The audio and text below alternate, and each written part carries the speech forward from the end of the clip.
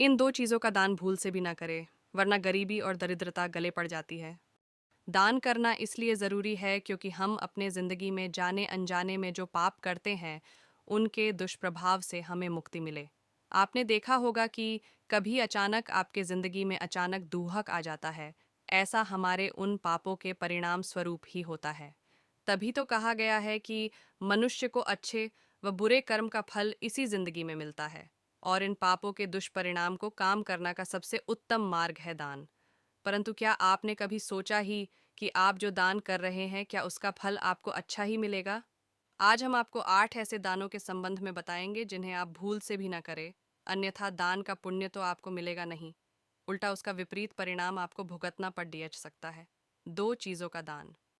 अक्सर क्या होता है कि कुछ खाने की वस्तु जो बासी हो जाती है, परंतु हमें लगता है कि ये अभी भी खाने लायक है और हम उसे गाय को दे देते हैं, या फिर हमारे घर पर आए किसी गरीब को, जो कि सही नहीं है। शास्त्रों में बासी खाने का दान महापाप बताया गया है। बासी खाने के दान से हमें पुण्य नहीं, पाप की प्राप्ति होती है। बासी खाने का दान आपके परिवार में बीमारी लेकर आता है। यहाँ तक विज्ञानम ने भी इस तर्क को बिल्कुल सही बताया है। दरअसल दोस्तों, ऐसा माना जाता है कि खाने की चीज़ें लगभग 2 घंटे के बाद से ही बासी होने लगती है और उनमें बैक्टीरिया पनपने लगते हैं, जो बाद में फूड पॉइजन का काम करते हैं। ऐसे में आप यदि किसी को भी बासी खाना दान कर रहे हैं, तो आप उनका भला नहीं, उन्हें नुकसान पहुंचा रहे हैं। इसलिए बासी खाना कभी दान ना करें। झाद्धू का दान करना भी शास्त्रों में मनाही है। अक्सर लोग मंदिर में झाद्धू का दान कर देते हैं ताकि उस मंदिर में साफ सफाई का प्रबंध सही रहे, परंतु इसकी जगह आप झाद्धू खरीदने के लिए मंदिर के पुजारी को धन दें तो वह ज़्यादा सही रहेगा। इसके अलावा कभी अपने घर का झाड़ू किसी पड्डहोसी या अन्य व्यक्ति को प्रयोग करने के लिए ना दे, भले ही कुछ मिनटों के लिए वह आपसे झाड़ू मांगे। ऐसा इसलिए है क्योंकि शास्त्र में झाड़ू को घर की लक्ष्मी की उपाधि दी गई है। जब हम झाड़ू को दान करते हैं तो हम अपने घर की लक्ष्मी दूसरी व्यक्ति को सौंप रहे हैं, ऐसा माना जाता है, जिस कारण आपको धन की कमी और गरीबी का सामना करना पड़ रहता है।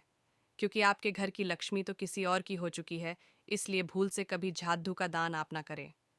2 चीज़ों का दान। स्टील के बर्तनों का दान करना शास्त्रों में वर्जित है। इसके जगह आप कांस्य के बर्तन दान कर सकते हैं। स्टील के बर्तनों का दान आपके सम्मान इज्जत में कमी लाता है, क्योंकि यह अनेक धातुओं के मिश्रण से बना होता, जिनमें कुछ अशुद्ध धातुएं भी सम्मिलित है, जिन्हें दान के कार्यों में सम्मिलित नहीं किया जा सकता है। यह आपके कुंडली में सूर्य की स्थिति को प्रभावित करता है, जो कि आपके लिए अपयश यानी कि आपके सम्मान में कमी लाता है। इसलिए भूल से भी स्टील के बर्तनों का दान आप ना करें। इसी प्रकार प्लास्टिक भी एक अपवित्र धातु मानी गई है। इसको खुद के प्रयोग के लिए तो आप खरीद लें, परंतु इसका दान करना न केवल घर परिवार की उन्नति बल्कि कारोबार में भी हानि लेकर आता है। इसलिए तो पवित्र गंगा जल को भी प्लास्टिक में नहीं रखा जाता है। शिक्षा से संबंधित सामान जैसे कॉपी, किताब तथा धार्मिक ग्रंथों का दान यदि आप करते हैं तो यह बहुत ही पुण्यदायी माना गया है।